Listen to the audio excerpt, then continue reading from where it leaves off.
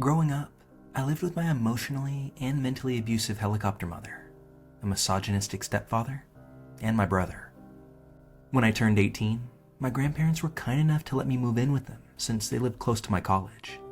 This was my escape, my way out of the circus at home, and I was incredibly grateful. Sometimes I wonder if I would have made the same choices had my parents not been so hard on me. But I was an adult, and these were my decisions. Fortunately, I learned from them.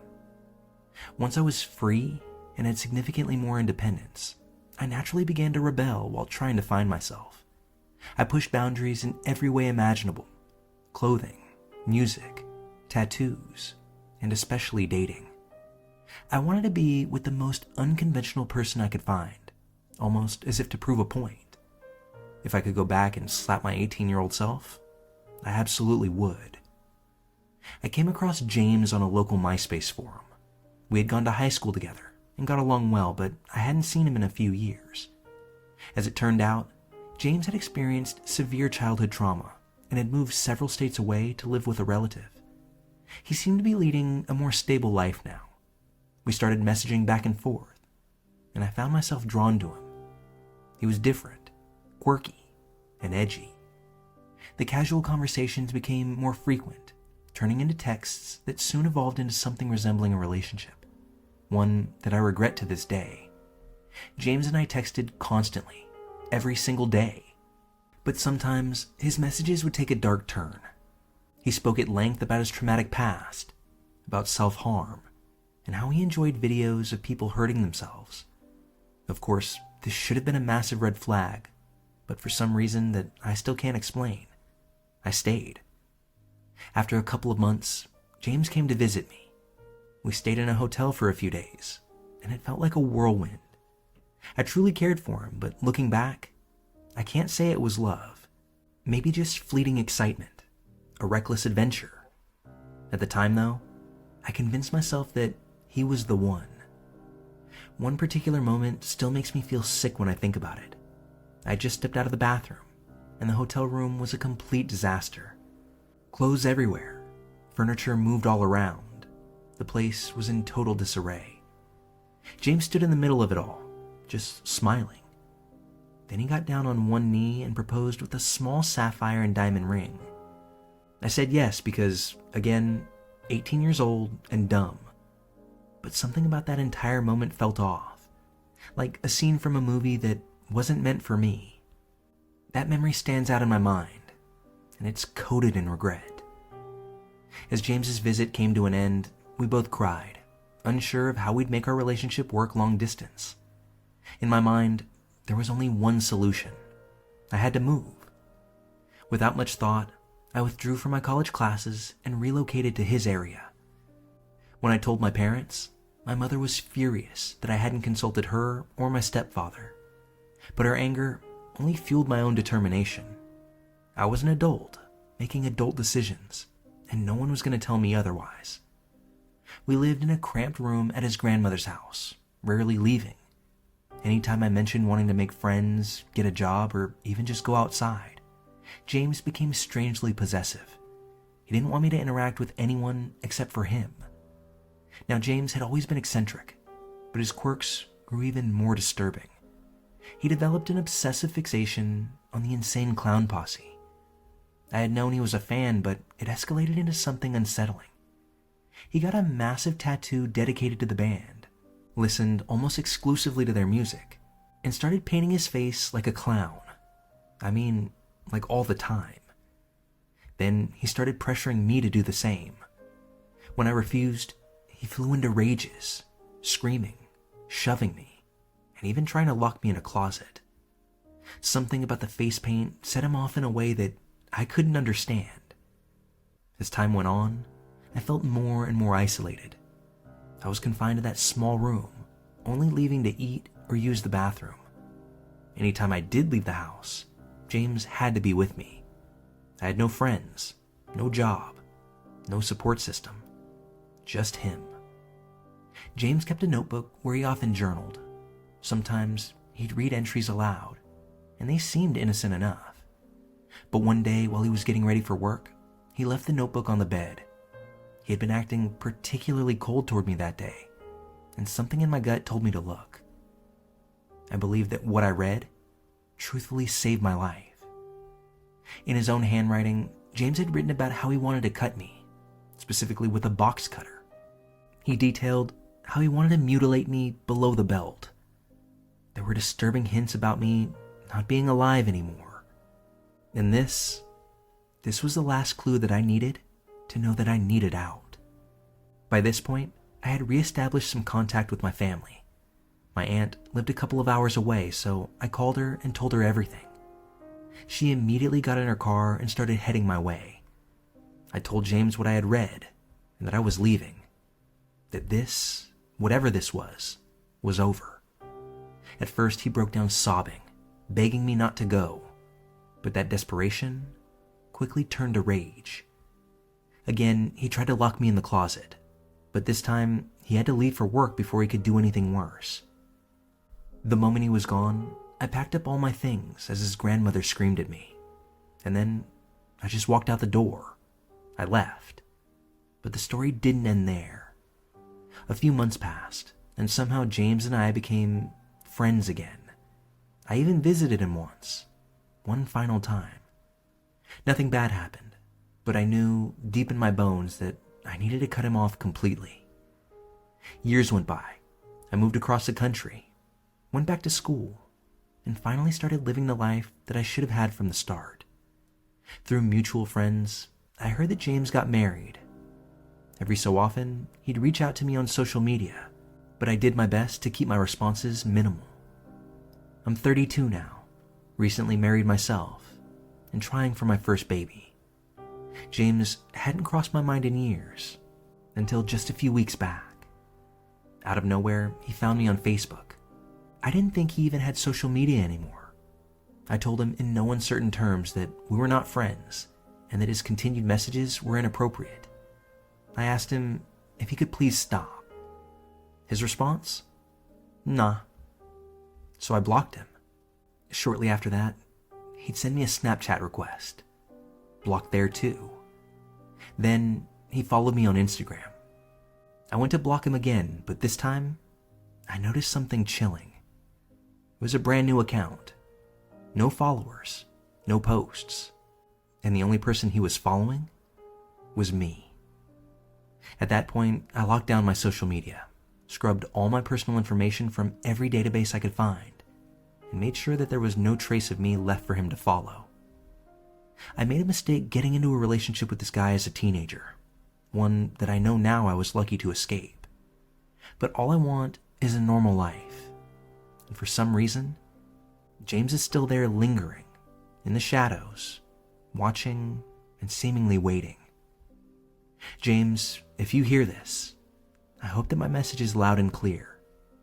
I have you blocked, and I sincerely hope that you never come to find me.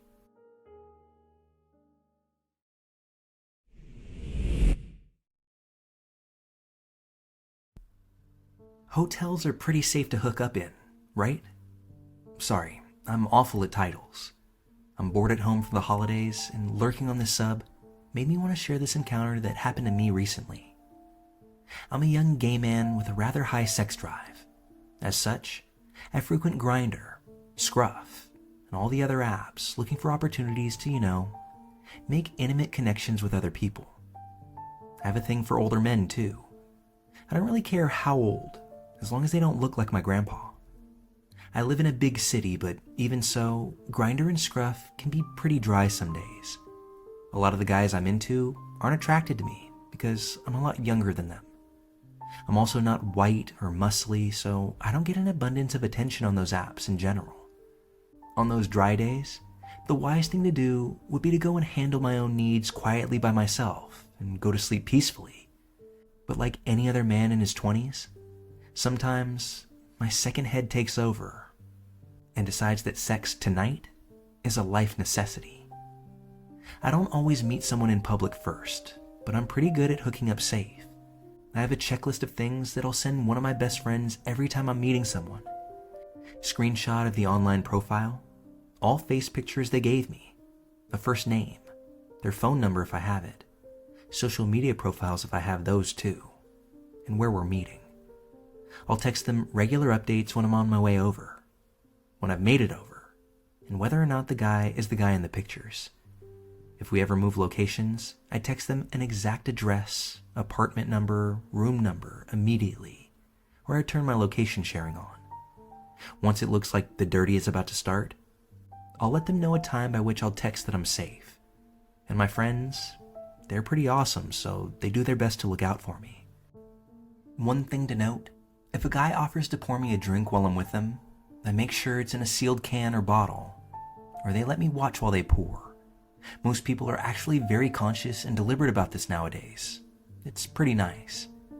Well, a couple of months ago, I figured I'd start proactively casting a wider net for those nights that apps are dry. I joined this site online specifically catered to the gay, older, younger crowd. It's actually a rather archaic website, at least in terms of early internet days and the way the UI looks. Eventually, I get a message from this guy. He sends me a kind of low-res picture of him in oversized glasses and a sweater button-down combo. I read his profile, and he's 71, enough for me to think, wow, that's old. And I can't quite tell if I'm attracted to him, at least from the first photo. I message him back asking for a second, and good sign here. He sends one over without a fuss. Again, a bit low res, but without the glasses this time. And I think, yeah, okay, maybe. His profile says something about how he's from the UK, and he's quite a tall guy, so I figure British accent tall daddy? It'll be novel at least. Reading further on, he prattles on about how he likes meeting people who are strong-willed and breaking them down to be completely submissive to him. Actually, sounds kinda hot. We exchange phone numbers and texts on WhatsApp a bit. He seems a bit arrogant.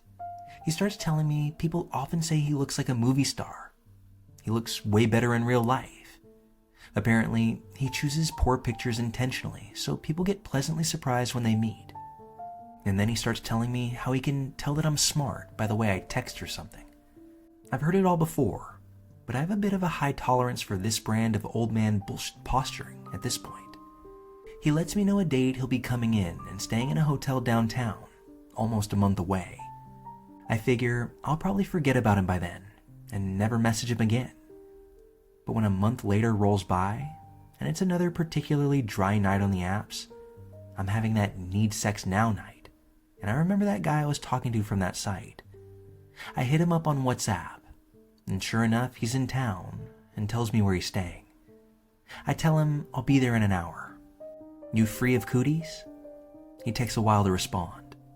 Eventually he does, saying that he's squeaky clean, and we'll talk about it more when I get there. I'm like, okay, sounds good. I text one of my friends the usual. I'm a little more nervous for this one just because he seems a little odd, and I kind of trust the apps a little bit more weirdly. It's much easier to tell if someone is a legit person when they live in the same area as you. I figure it's a hotel. He can't be planning anything too awful for me.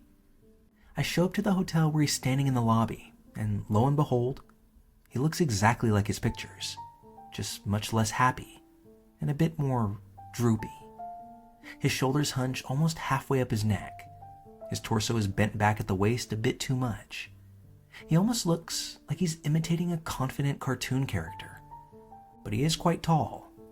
He has at least a foot on me, and I say hi.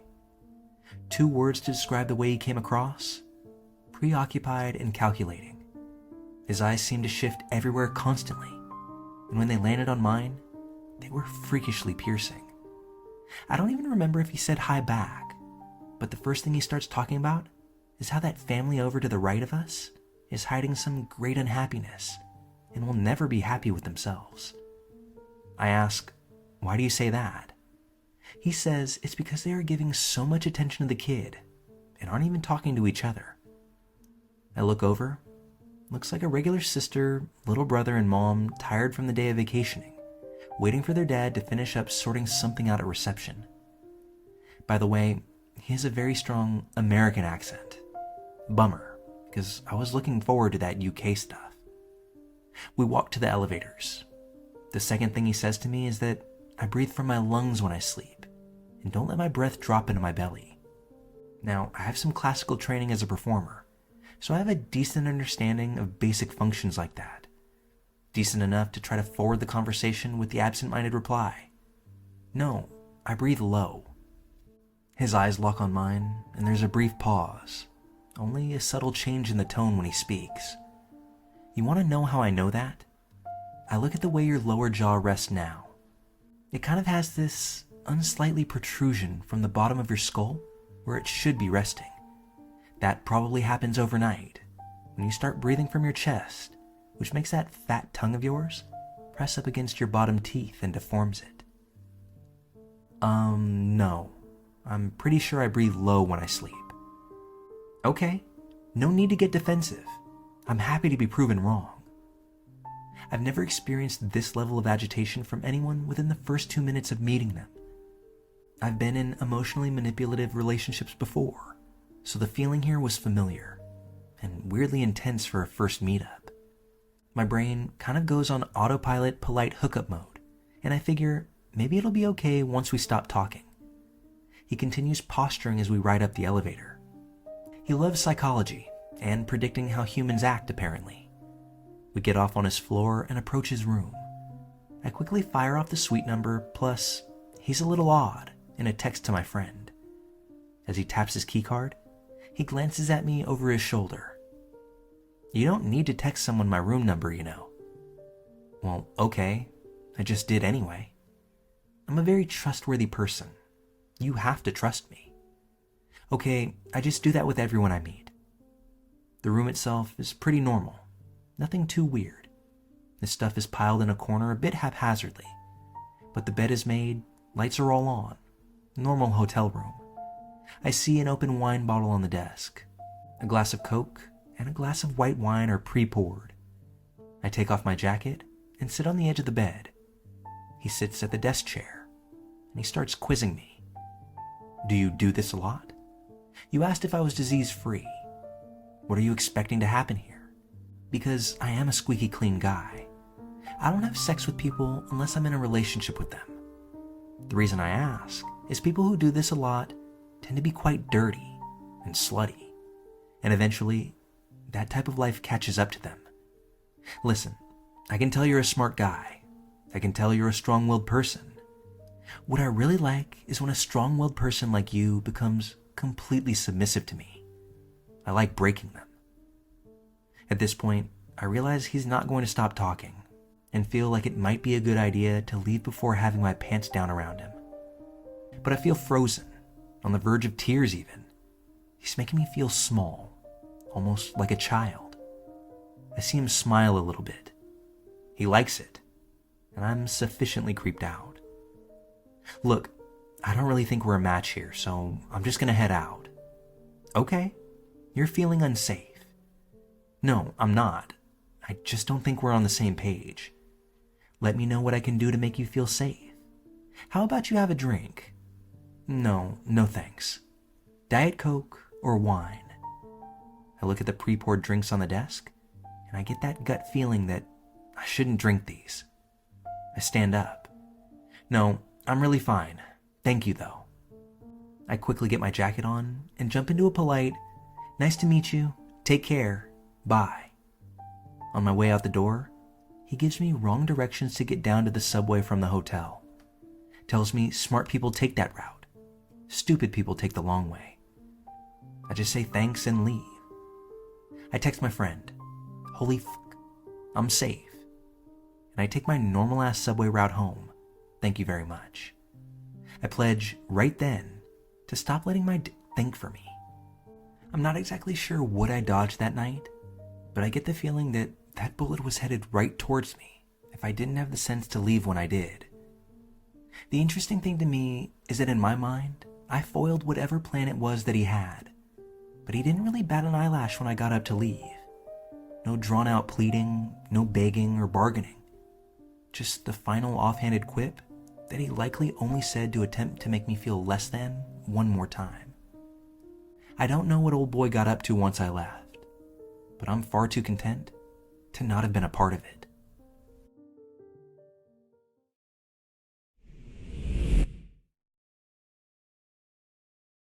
This happened in New Orleans a little while back. My boyfriend, two other couples, and I spent the night partying in the French Quarter. After several hours and just as many drinks, we finally decided to call it a night. This was well before the days of Uber and Lyft, so we knew we'd be hoofing it. Earlier that evening, we had walked a few blocks from our hotel while the sun was still out.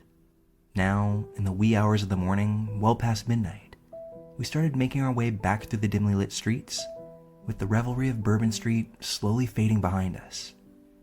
I was on crutches, not exactly a great combination with alcohol, and as the night wore on, my pace had slowed considerably.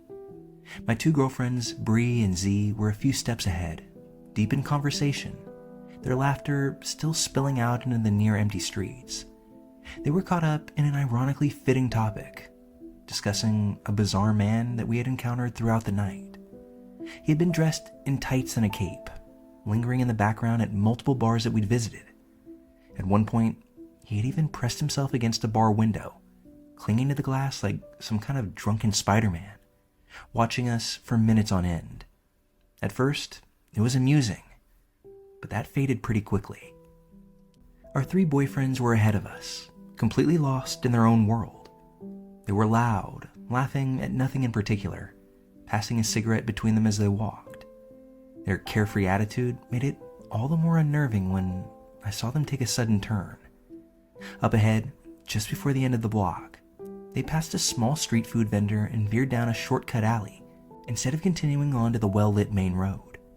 The alley was narrow, shadowed, and practically deserted at this hour. Something about the way they had casually chosen that route sent that tingle of unease up my spine. The street food vendor, who happened to be an older man with a creased face and tired eyes, called out as Bree and Z approached. He said something to them, but they were still caught up in their conversation and didn't hear him. They were moments away from disappearing into the alley behind the guys when the vendor turned his gaze to me. I could see it an instant. His look was direct, serious. I instinctively nodded at him, almost like a greeting, wanting to acknowledge him just in case he felt slighted by my friends ignoring him. But his response was much different than I expected. "Oh, little miss, I got you right here, Sha," he said, sliding a steaming white paper wrap toward me across the cart. I started to wave him off, shaking my head, but before I could get the words out, his expression on his face darkened. His voice dropped to a nearly hushed tone. "No charge," he said quickly. That was when I felt it. A shift of some sort. A warning. It was wordless but strong, and it left every hair on my body standing straight up. Something in his voice made me pause. He leaned in over his cart ever so slightly, just enough that only I could hear him. "Don't look, but they trailin' y'all, since before you crossed," he muttered. I felt my breath catch in my throat. I knew he was talking about when we had crossed over from the opposite sidewalk about a half block down, meaning whoever they were, they had been following us for a little while. "They gon' roll y'all," he added. That's when my stomach tightened, but I forced myself to stay calm. He was speaking carefully, subtly, in a way that made it clear that he wasn't just warning me. He was trying to protect himself as well. If whoever was following us overheard him tipping us off, there was no telling what they might do to him. I made a split-second decision. Raising my voice, I called out to Bree and Z, making a show of how amazing the food smelled, urging them, and by extension our boyfriends, to come back and try some. My tone was light, playful, casual. Nothing in my voice hinted at the cold fear that I was feeling in my gut. Bree and Z instantly doubled back, still laughing and obviously unaware. When they reached the vendor's cart, he handed them each a hot boudin ball. His face now unreadable, but as they took their first bites, he spoke to them in the same hushed tone that he had used with me. "You tell them boys to stay on the main road. Well lit, busy, no dark alleys." The pieces all clicked into place for them nearly immediately. The alcohol buzz wore off just enough for us to suddenly feel the weight of our carelessness. How stupid we had been. Walking around drunk, assuming we were safe just because we were in a group. And it was at that point, using the cover of the cart and lingering to eat, we turned slightly, just enough to steal a glance of whoever had prompted the warning. And that's when we saw them. 3 men, standing a few bar fronts away. They were watching us, although their body language said they didn't want to be caught staring. When I glanced over and my eyes met theirs, they instantly looked away. Something about them made me sweat. It wasn't just that they had been following us. It was the sheer wrongness of their presence. It was charged, a heavy sort of darkness that clung to them. Even from this distance, I clearly felt it. I want to clarify that the Cape man from earlier wasn't among them, which somehow made it worse. There wasn't just one creep that night. Apparently there were many. The vendor had seen it long before we had, and without his warning, we would have blindly followed our boyfriends into that alley, out of sight, out of reach. I don't know what would have happened if we made it to that alley. Would we have made it out unscathed? Would we have made it out at all? And thanks to that man slinging food that night, we never had to find out. Boudin Vendor Man, I've thought about you many times over the years. While I didn't exactly get to say it that night, I want to thank you for making sure that we never found out what was waiting for us in that alley.